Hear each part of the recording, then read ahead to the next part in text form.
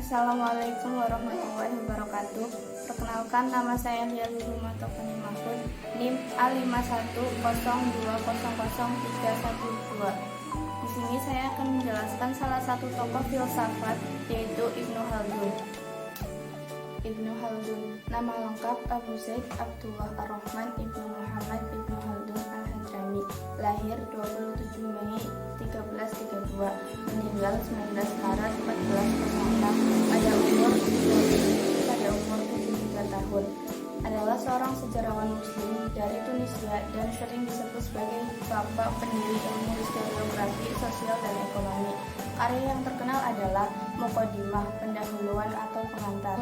Yang lahir di Tunisia pada 1 Ramadan tahun 1732 Hijriah atau 27 Mei 1332 Masehi, adalah dikenal sebagai sejarawan dan bapak sosiologi Islam yang hafal Al-Quran pada usia dini.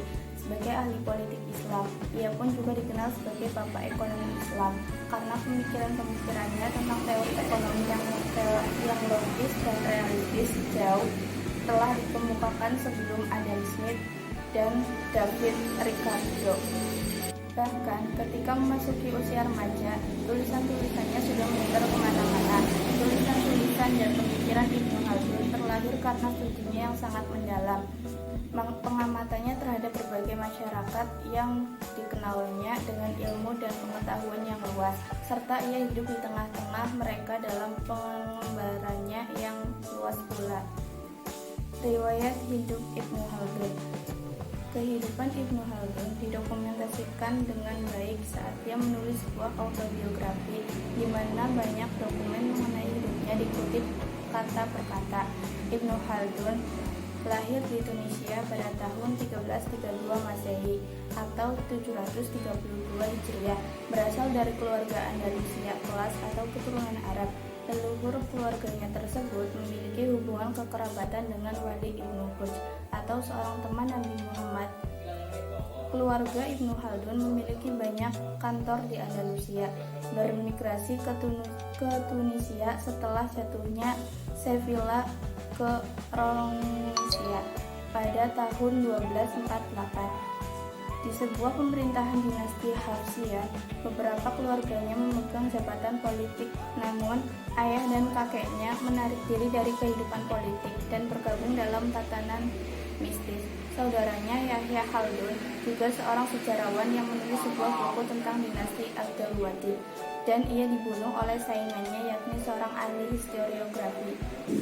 Dalam autobiografinya, Ibnu Khaldun menelusuri keturunannya kembali ke masa Nabi Muhammad melalui suku Arab dan Yaman, khususnya Hadramaut, yang datang ke semenanjung Liberia pada abad ke-8 pada awal penaklukan Islam.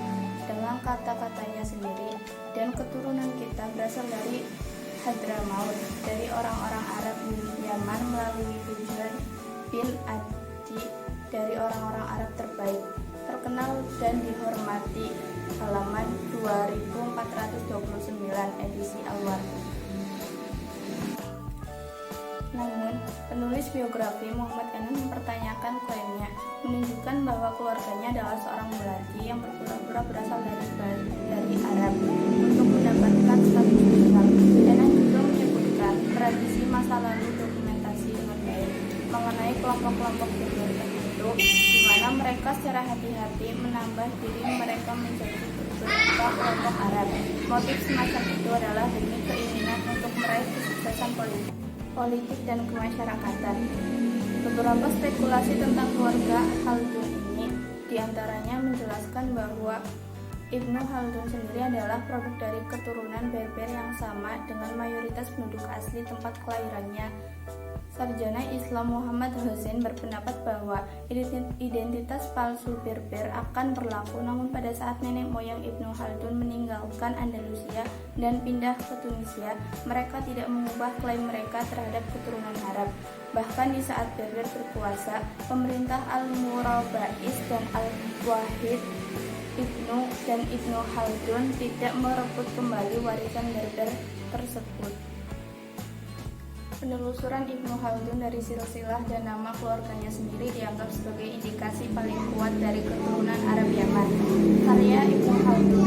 Karya-karya lain Ibnu Khaldun yang bernilai sangat tinggi diantaranya At-Ta'rifi bin Ibnu Khaldun, sebuah kitab autobiografi, catatan dari kitab sejarahnya, Muqaddimah, pendahuluan atau kitab pengantar, yang bercorak sosiologis, historis, dan filosofis. Lubab al-Muhassal fi Usul ad-Din, sebuah kitab tentang permasalahan dan pendapat-pendapat teologi yang merupakan ringkasan dari kitab Muhassal al-Fa'ar al-Mutaqaddimin wa al-Mutaakhirin, karya Imam Fakhruddin Ar-Razi. Salah satu tulisannya yang sangat menonjol dan populer yaitu Muqaddimah. Muqaddimah adalah pendahuluan atau pengantar yang merupakan buku terpenting tentang ilmu sosial dan masih terus dikaji hingga saat ini. Bahkan buku ini telah diterjemahkan dalam berbagai bahasa. Di sini Ibnu Khaldun menganalisis apa yang dimaksud dengan gejala-gejala sosial dengan metode-metodenya yang masuk akal, yang dapat kita lihat bahwa ia menguasai dan memahami akan gejala-gejala sosial tersebut. Pada bab kedua dan ketiga, ia membicarakan tentang gejala-gejala yang membedakan antara masyarakat primitif dengan masyarakat modern, dan bagaimana sistem pemerintahan dan urusan politik di masyarakat.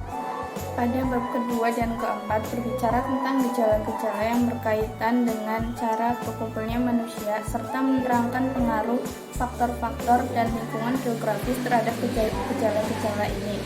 Bab keempat dan kelima menerangkan tentang ekonomi dan dalam individu, bermasyarakat maupun negara.